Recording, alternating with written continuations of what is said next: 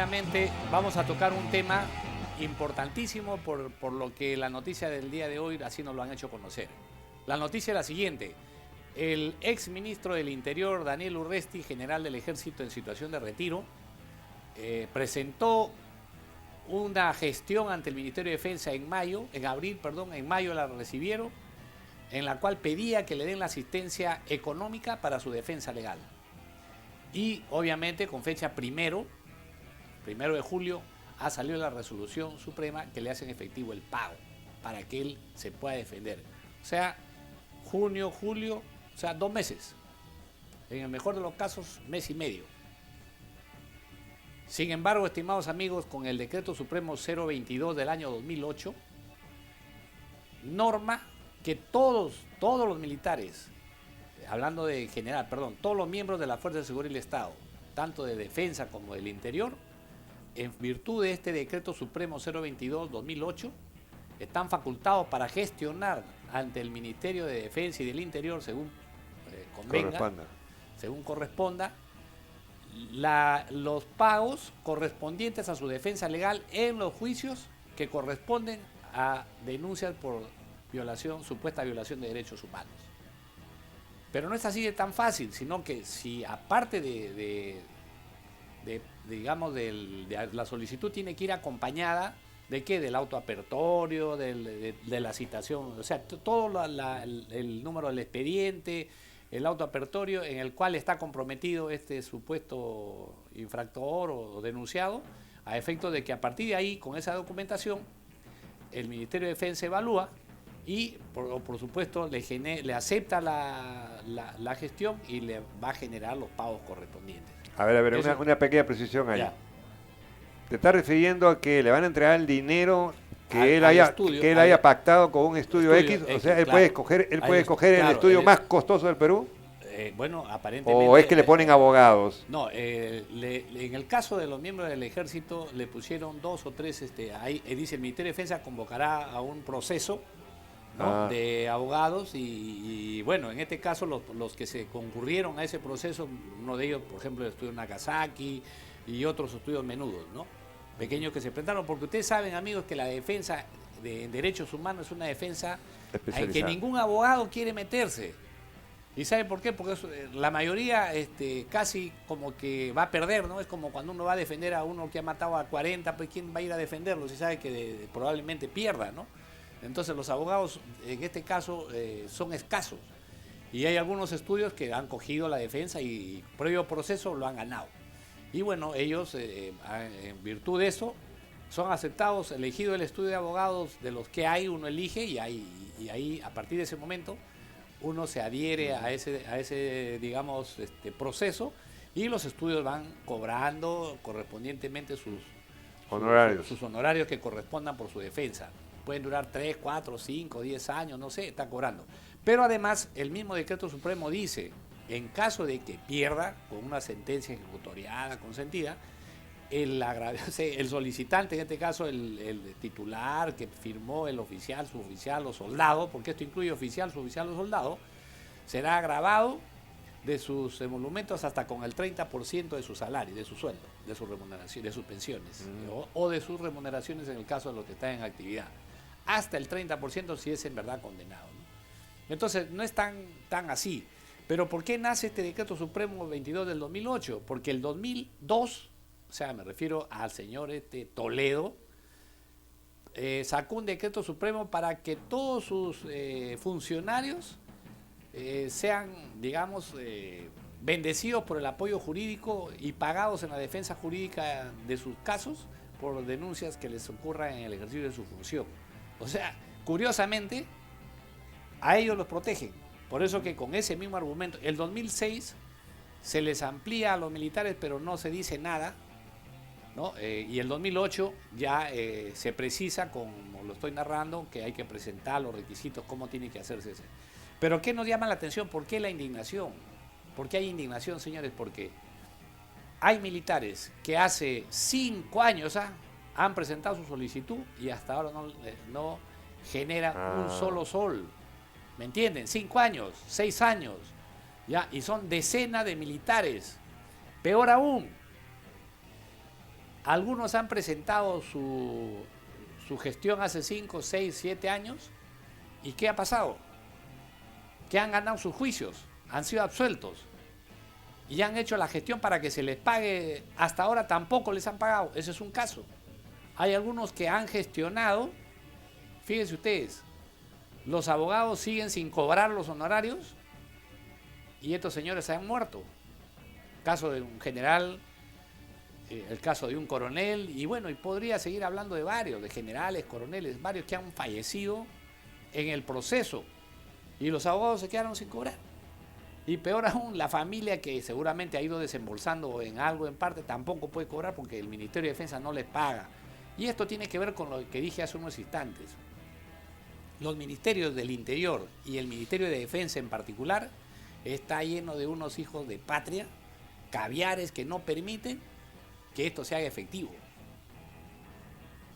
Por ejemplo, lamentablemente, todo lo que sea Nagasaki genera rechazo en el Ministerio de Defensa. No, porque eso huele a fujimorismo. O sea que los abogados no pueden cobrar porque dicen a los abogados que por ahí se les vincula a Fujimori están jodidos. No, pues no se pasen. Y el problema es por los militares que están procesados. Se rasgan las vestiduras hablando de que las operaciones, el Estado no ha sido agradecido con los comandos de Chavín de Huántar. Puro floro, pura declaración, puro hueveo, amigos, puro hueveo, porque en realidad no les pagan a ninguno.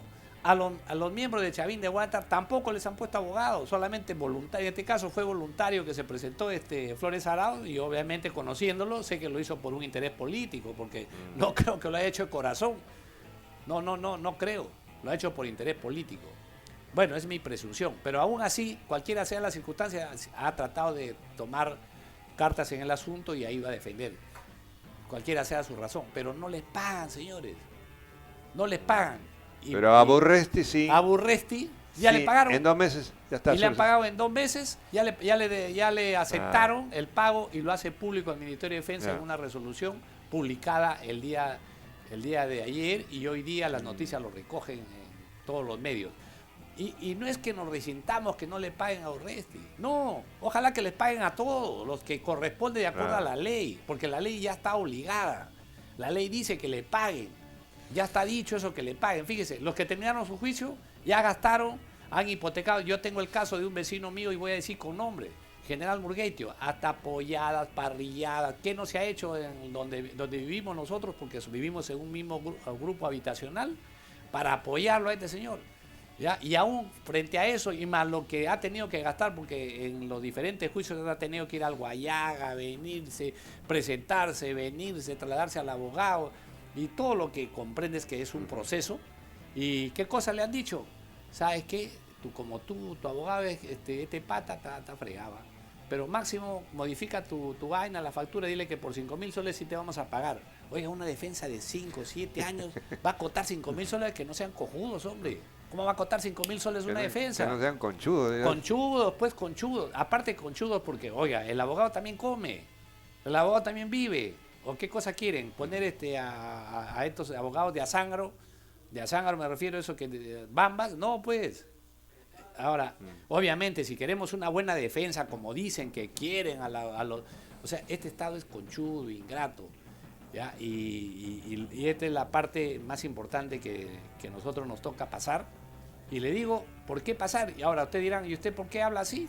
Como ciudadano tiene derecho a preguntarse, porque en 19 procesos penales he participado como testigo técnico, como perito, como quiera que sea, y veo la vía crucis y el calvario que pasan los militares de asistir primero a los procesos de indagaciones primarias, a los juicios orales y todo eso. Los veo pues cómo transitan, y además pues no son acá, porque son acá en el Urigancho, en San Jorge, en Piedras, en fin.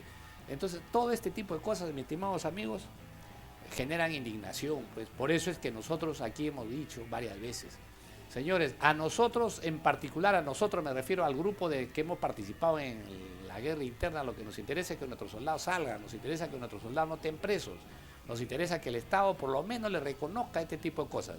Entonces tenemos que pasar a un proceso de reconciliación para quitarles para quitarles del camino a estos traficantes de derechos humanos que viven pues de la sangre de la sangre de los militares ahora. Lo curioso es que viven de la sangre de los militares y lo que es peor, este presidente de la República que los hueveó a todos, los fue a las diferentes, clubes, organizaciones, entonces cómo llamarle de militares que hay de todos los grados. Asociaciones tienen. Sí, pero en realidad más que asociaciones, porque sería bonito llamarles asociaciones, pero más lo veo clubes, formas que se reúnen, porque ninguna ha tenido el valor y la firmeza de poder enfrentarlo públicamente. Será pues porque le dan un pequeño billete para que sobrevivan por mes, y creo que las dietas eso como que los tranquiliza y los frena, ¿no? Pero yo sí le digo acá, señores, eso es grave. Ustedes, las asociaciones, tienen que salir a hablar, tienen que salir a pechar, criollamente hablando, a reclamar. Por eso son pues las asociaciones. O son solamente clubes para tomarse un cafecito, para juntarse cada mes y cada semana y conversar de tonterías y menos o para cacarear en las redes sociales. No, salgan frontalmente a hacer denuncia.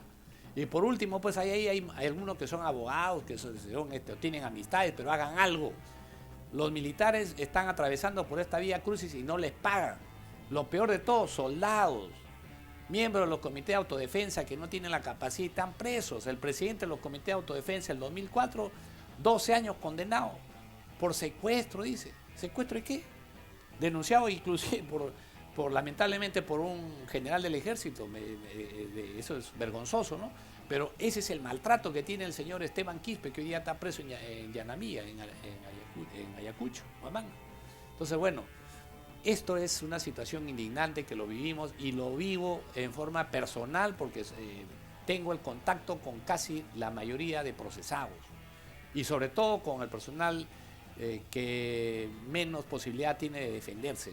Pues no tiene los recursos económicos y por otro lado no tiene, digamos, el apoyo del Estado, el apoyo económico de la familia, porque hay gente que viene pues acá a Lima, lo traen acá al juicio a Lima y tienen que venir de sus lugares de origen, y ustedes saben que acá muy poca gente tiene la capacidad de alojarlo en tu casa por 15, por 20 días o 6 meses, pues, porque los juicios son todas las semanas, y mientras más grandes son los procesados, se demoran más de medio año, un año. Entonces esa gente tiene que estar todas las semanas acá en Lima.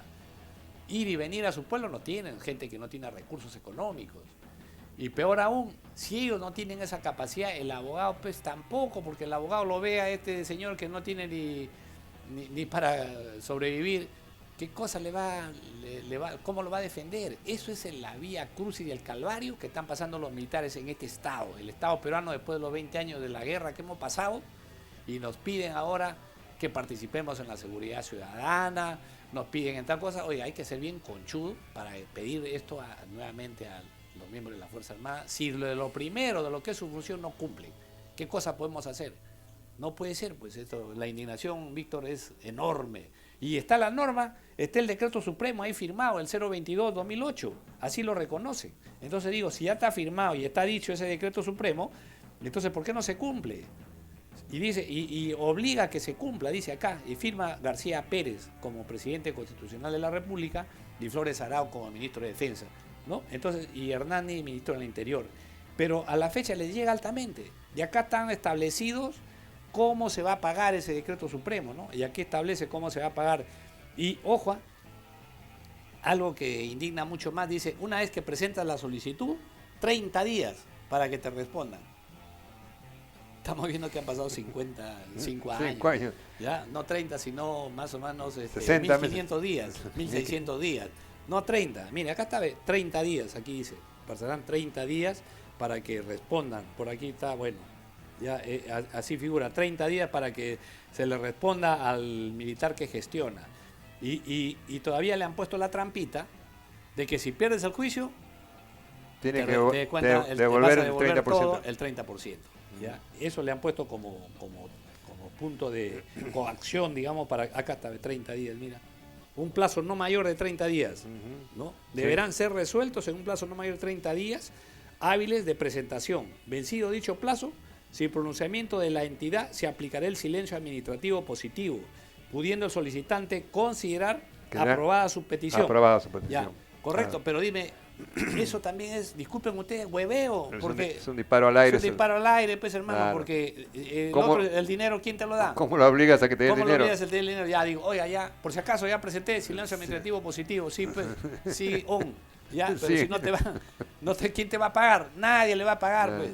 Mi estimado general Murguete, usted que ha hecho su pollada, su parrillada, que me esté escuchando, por lo menos le digo, continúe haciendo parrilladas, porque así que este plan, estos huevertos no le van a pagar, y cuando lleguemos al poder, nosotros sí le vamos a hacer pagar a todos los combatientes, a todos los hombres que han veteranos de guerra, de cualquiera sea las instituciones de la civilidad y los comités de autodefensa, se les reivindicará en todos sus derechos.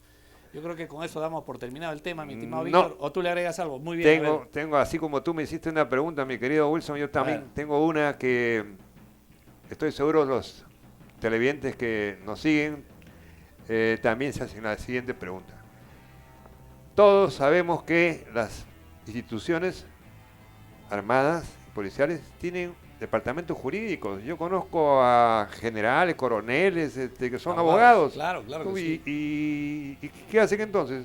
¿Para qué están la asesoría jurídica? ¿Para qué son esos abogados que tienen las instituciones? Te explico. Por ejemplo, la asesoría jurídica del Ejército, para quien conozco, tiene un número elevadísimo de 5 o 6. 5 o 6 para cerca de 1.500, pues no, bueno, es imposible. Es imposible. Bueno. Y la cantidad de abogados que se necesita para este tipo de cosas es imposible. Cada abogado tiene a veces un promedio de 12, 20 o 30 o 40 o 50 casos. O sea, ni con 50 casos, pues es, como tú dices, es como hacerle cosquillas al muerto. Claro. Esa es la realidad. Así que mejor que los condenen, porque con la forma como están llevando es imposible. Entonces la opinión pública tiene que saber este tema. Yo creo que ya con eso hemos Ahora satisfecho. Sí, está completo. Muchas gracias, estimados amigos, por su atención. Y venimos con un último tema que sí va a sacar roncha. Regresamos.